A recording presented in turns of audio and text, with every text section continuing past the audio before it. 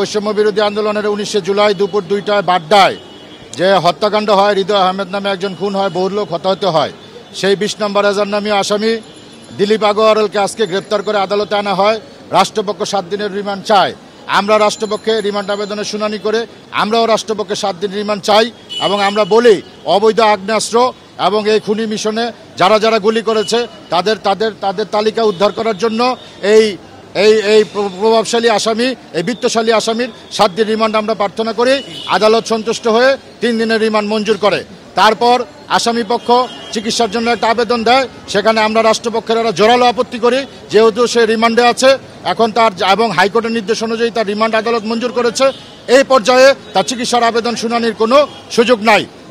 বিজ্ঞ আদালত সন্তুষ্ট হয়ে আমাদের এই আবেদন গ্রহণ করে তার হাসপাতালের যে দরখাস্তটি সেটি উনি নামঞ্জুর করেন এবং 3 দিনের রিমান্ড মঞ্জুর করেন।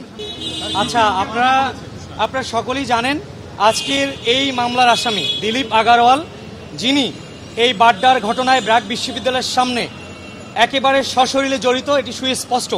সেটি আজকে রিমান্ড ফরওয়ার্ডিং, যেটিতে 7 দিনের রিমান্ড চাওয়া হয়েছে, বিজ্ঞ আদালত সন্তুষ্ট হয়ে এই আসামির বিরুদ্ধে 3 দিনের রিমান্ড মঞ্জুর করেছেন।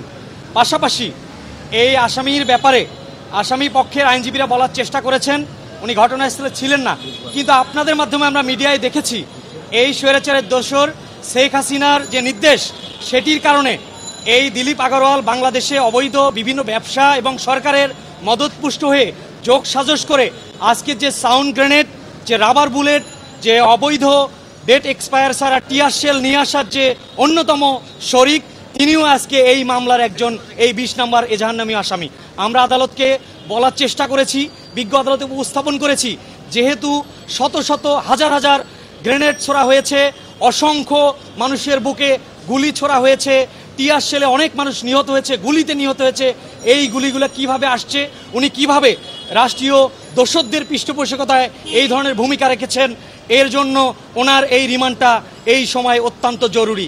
যার জন্যই বিজ্ঞ আদালত রাষ্ট্রপক্ষে আমরা যারা আইনজীবীরা সহযোগিতা করেছি তাদের বক্তব্য শুনে, প্রসিকিউশনের বক্তব্য শুনে বিজ্ঞ আদালত সন্তুষ্ট হয়ে আজকে 3 দিনের রিমান্ড মঞ্জুর করেছেন।